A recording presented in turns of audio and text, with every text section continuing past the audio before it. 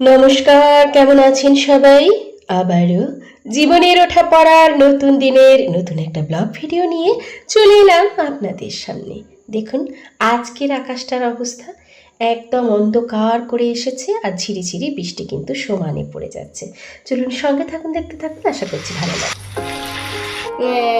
চটজলদি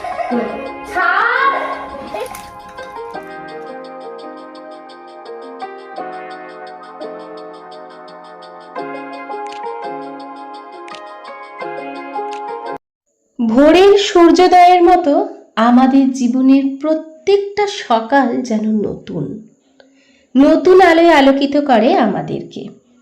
প্রত্যেক দিন সকালবেলা উঠে আমরা জানি না আমাদের সাথে কি ঘটবে বা কি ঘটতে চলেছে। আসলেই বিপদ কিন্তু কখনো বলে কয়ে আসে না। কখন যে বিপদ আসে সেটা আমরা কেউ জানি না। কেমন আছেন সবাই? আশা করছি যে যেখান থেকে ভিডিওটা দেখছেন প্রত্যেকে ভীষণ ভালো আছেন। আপনাদের ভালোবাসায় আমরা মোটামুটি ভালোই আছি। তো যাই হোক, আজকের ব্লগটা আপনাদের সবাইকে নিয়ে শুরু করে দিয়েছি। চলুন সঙ্গে থাকুন, দেখতে থাকুন, আশা করছি আজকের ব্লগটাও আপনাদের ভালো লাগবে। এই কদিন ধরে যা পরিমাণে যুদ্ধ চলছে সেটা যারা ব্লগ দেখেন তারা দেখে বুঝতেই পারছেন। তার মধ্যে আজকে করেছি মাথায় স্নান, কারণ আজকে যেহেতু শ্রাবণ মাসের সোমবার। শাকটা কেটে নিয়েছি আর বেশ দুবার তিনবার ধুয়ে আর জলে ভিজিয়ে রেখেছি। এরপরে এটাকে বেশ ভালো করে জল থেকে তুলে তারপরে ভাজবো। আর কি বলুন তো, গাছের টাটকা শাক তো মানে দেখে ভীষণ ভালো লাগছে। সাথে কিছু সবজিগুলো কেটে নিয়েছি, আর এরপরে আমি এখন আর কি একটুখানি চা খাবো। আর এই কদিন মানে ছেলেদেরকে নিয়ে যুদ্ধ চলছিল, মানে শরীর অসুস্থ, সারা রাতের পর রাত জাগা, মোটামুটি 3 থেকে 4 দিন তো আমি জেগেই কাটিয়ে দিয়েছি। ওতে আমার নিজেরও শরীরটা কিন্তু বেশ মানে ক্লান্ত, তার সাথে কিন্তু অসুস্থ। কথা শুনে নিশ্চয়ই বুঝতে পারছেন, গলাটাও বেশ ধরা ধরা হয়ে গেছে, গলাটা বেশ মানে ব্যথাও আছে হালকা। কাজ তো করে যেতেই হবে। সকালের কিন্তু সমস্ত কিছু বাসি ঘর সমস্ত কিছু পরিষ্কার করে পুজো টুজো করে এবার এসেছি রান্নাঘরে। চা খেয়ে তারপরে আমি রান্নাঘরে আসবো। এটা আগে দেখিয়ে নিই, তারপরে আমি চাটা খাবো আর কি। এই দেখুন কি অবস্থা। এই যে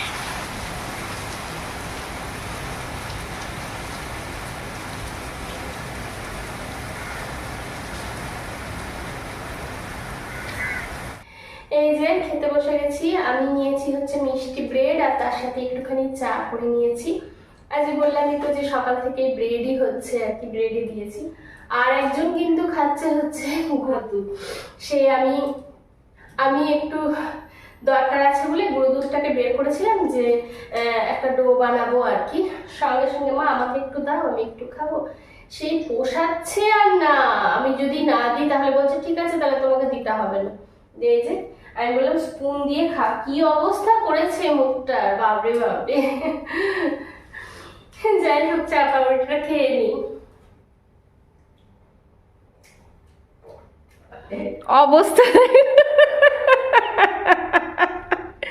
কি হচ্ছে এটা? গুঁড়ো দুধ।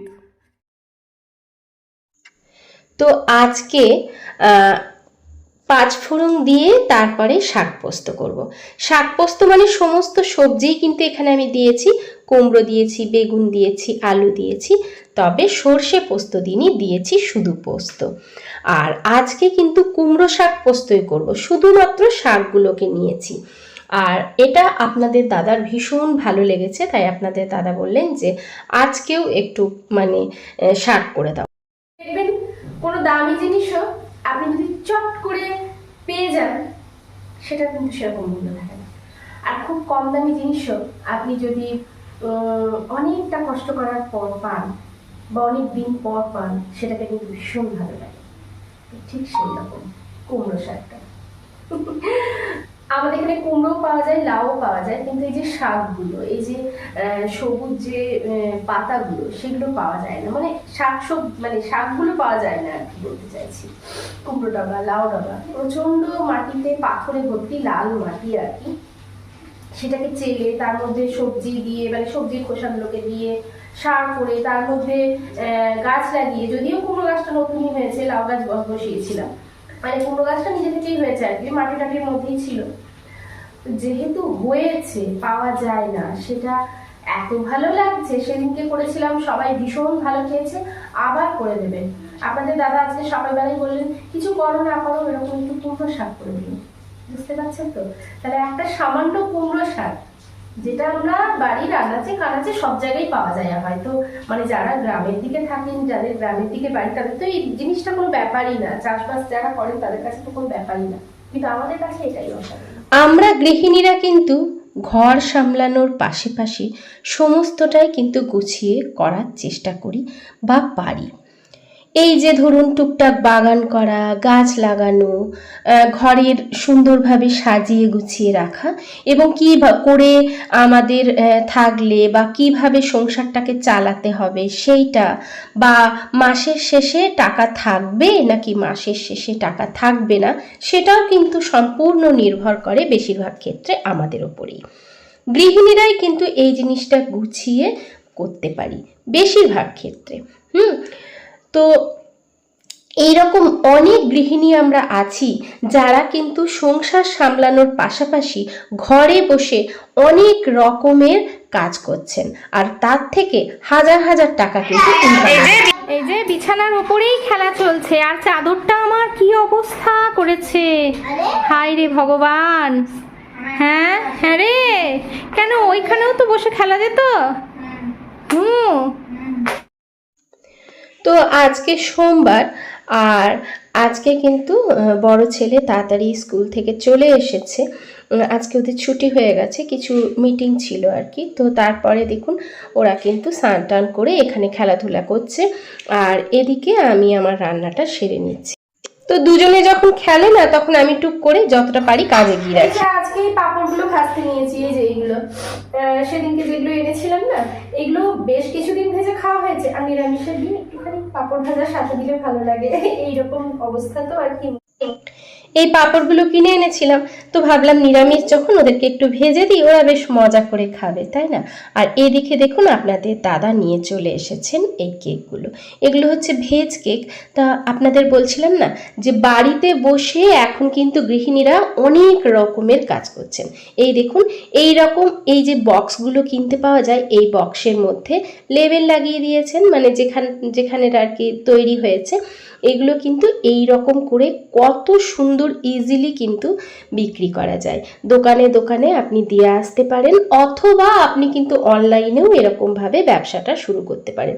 কিচ্ছু না, ছোট্ট কাপ কেক, একটুখানি ডেকোরেশন করা হয়েছে একটু ভালো করে দেখতে যাতে সুন্দর লাগে। এই যে দেখুন বাইরে নারকেলের একটা কোটিং দেওয়া হয়েছে আর কি, আর ওপর থেকে একটুখানি ক্রিম দিয়ে একটুখানি জেলি দিয়ে, ব্যাস এই কেকটা কিন্তু দেখতে ভীষণ সুন্দর লাগছে, আর খুব ছোট্ট ছোট্ট মিনি দিয়ে দিই।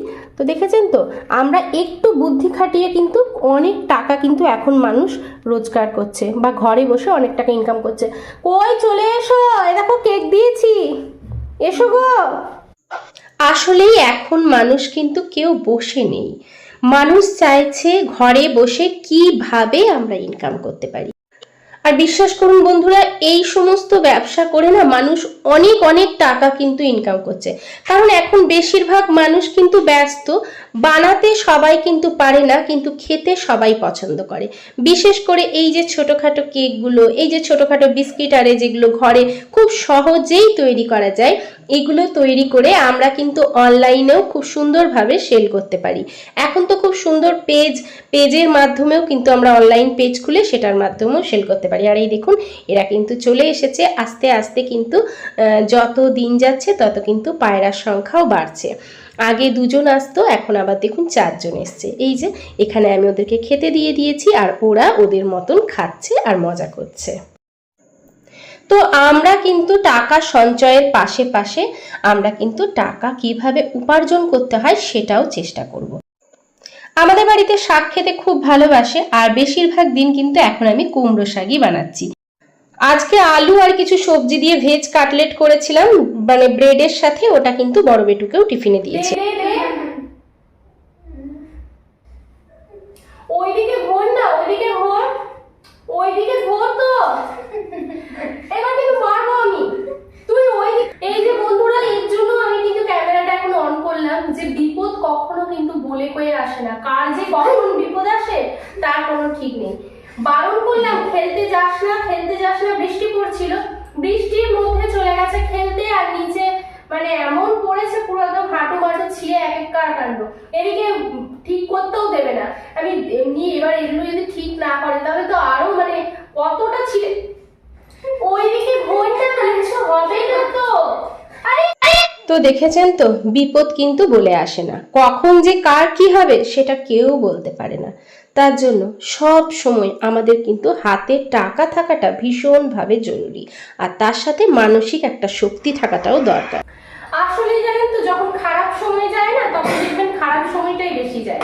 এইরকমই হয়, একবার যদি খারাপ সময় শুরু হয় তখন কিন্তু সেটা চলতেই থাকে কিছুদিন পর্যন্ত, আর সেটা থাকে, কিছু করার নেই।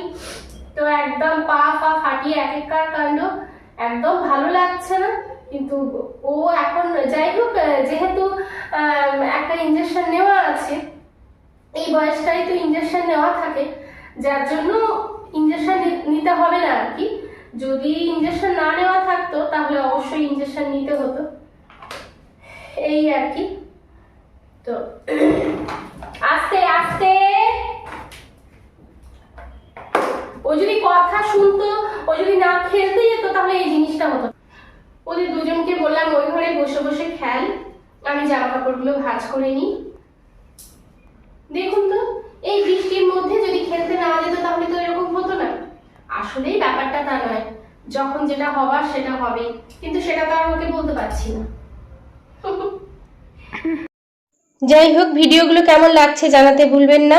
ভিডিওতে কোনো নতুন বন্ধু এসে থাকলে অবশ্যই চ্যানেলটাকে সাবস্ক্রাইব করে বন্ধু হয়ে আমার পাশে থাকার অনুরোধ রইল। আর ভিডিওর কোনো কথা, কোনো কাজ যদি বেশি ভালো লেগে থাকে তাহলে অবশ্যই শেয়ার করতে কিন্তু একদম ভুলবেন না।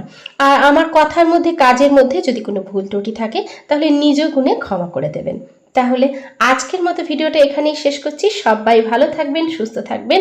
সবার জন্য অনেক অনেক ভালোবাসা আর আন্তরিকতা জানিয়ে আজকের মতো টাটা।